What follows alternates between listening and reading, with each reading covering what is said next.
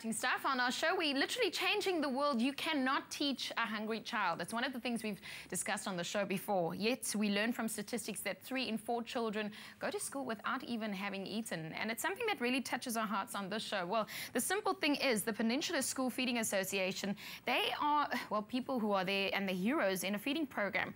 Good nutrition that they bring to our children in schools, and it makes them learn, and it makes them, well, help them without worrying where their next meal will come from. Now, we as Expresso, we support this cause. We really do. And that's why we will bring people to our show that understands this cause and that wants to speak about it. And one such child, I mean, I was one of those kids, but one of such child is a lady called Tina. She has a story, and she's here to brighten up our morning with her story. Let's take a look. The food that we receive is very healthy, and I like it because I know that when I didn't eat here at home, I'm going to eat at school. We get vegetables and we get rice and some soup. After I've eaten the food, I feel energetic and full, and then I can concentrate well in class and do well in my studies.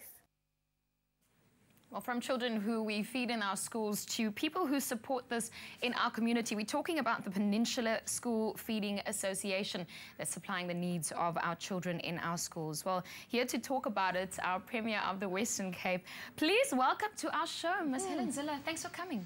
It's good to be here, Ilana, and knowing that you were a child that was fed by the scheme. It's fantastic. I can believe it. I was one of those kids. How important is it for you? I mean, we kind of assume that because you're Premier that you have to do good things, you know? Mm-hmm. But you're so cool because you're always out there and you're sharing a message. Why is it important for you to know that children need to be fed before they go to school?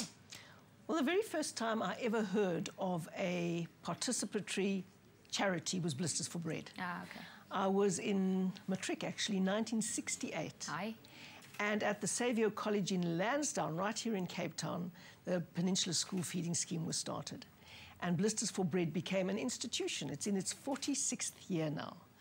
And the important thing about this is that so many people can participate, pay 50 Rand, and come and raise money for a really, really worthy cause. Peninsula School Feeding Association has been feeding children for generations, actually. 46 years is at least 2.5 generations.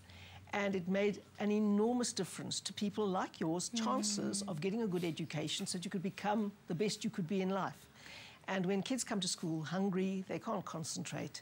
And so the meal that they get is very important. That's obviously supplemented today by lots and lots and lots of government money. And so in many of our schools, we give children 2 meals a day. One when they come, and one at lunchtime. And when they go, I was going to ask you, I mean, what makes you excited about the Peninsula Feeding Scheme, but you just touched on it. I mean, where do you want to see this go into the future? We kind of know where it came from, you know, because we were there. We were there where at 1:30 in the afternoon, you go and fetch the tray from, you know, the small kitchen that you had at school because you know that there's a yummy sami on it. Where do you see this going? Well, now you can see that they're doing nice hot meals in the afternoon for children, which is really nice.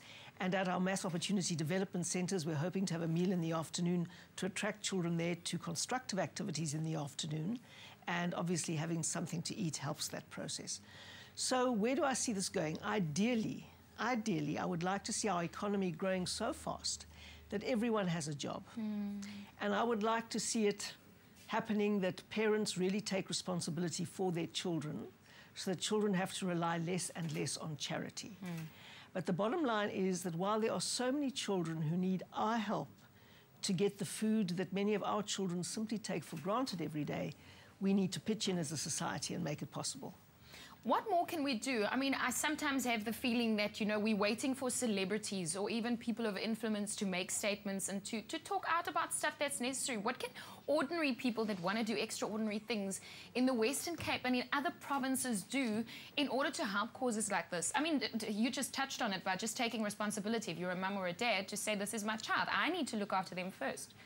Well, this is so important. I mean, Mother Teresa is very famous for saying, if you want peace in the world, go home and love your family. Yeah. If you want peace in the world, go home and take responsibility for your children. And it starts by deciding when you're going to have a child and knowing what that means. It's going to be a lifelong responsibility. You're a mother. Yes, of course. I've got 2 wonderful sons, but they're big now. And, you know, sons are wonderful. They keep on communicating with their moms, even when they're big, so it's really great. And I've got a daughter-in-law too now. Oh, bless. Congratulations. Thank you. Hello, daughter-in-law.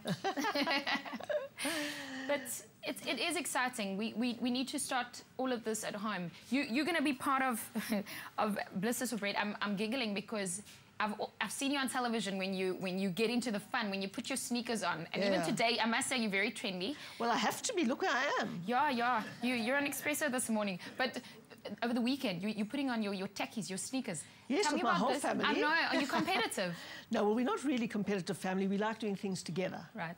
Although my husband doesn't like losing maths competitions against my son. He doesn't like that at all. But he says he's not competitive. I think he is. He doesn't like losing to his sons. But we'll be all putting on our tackies, even my daughter-in-law, and we'll be out there. You are part of a great cause. I almost think you don't have to be part of it. What does it mean to you? You know, as a person, not as a premier, but as a person, it's just Helen to make a change, to speak out. You see, the nicest thing about going on these walks is that you see the very best of our country. You see everyone coming together to serve others. And it's such great fun, and it just expresses the spirit of our democracy, our nation, our city, and it is really the place to be. So go to bed early on Saturday night and get up early on Sunday morning. What's your average day like? I mean, do you wake up really early, apart from Expresso this morning? Espresso this morning is my second shift. What do you mean early? What do you mean early? I love it. Our premier's in our studio. Helen, thank you so much for joining us Great, this morning. Ilana. Yeah. See you on Sunday morning. See you on Sunday morning. See you on Sunday morning. We'll put our speakers on. If you still want to take part in Blisters for Bread this coming Sunday, we'll put some details on our Facebook page as well. Start following us and liking us. Expresso Show on SABC3. And we're talking about the Peninsula Feeding Association that's out there feeding a whole lot of children. Thanks to everyone that's been participating and making some real change in our country. Leigh-Anne, over to you.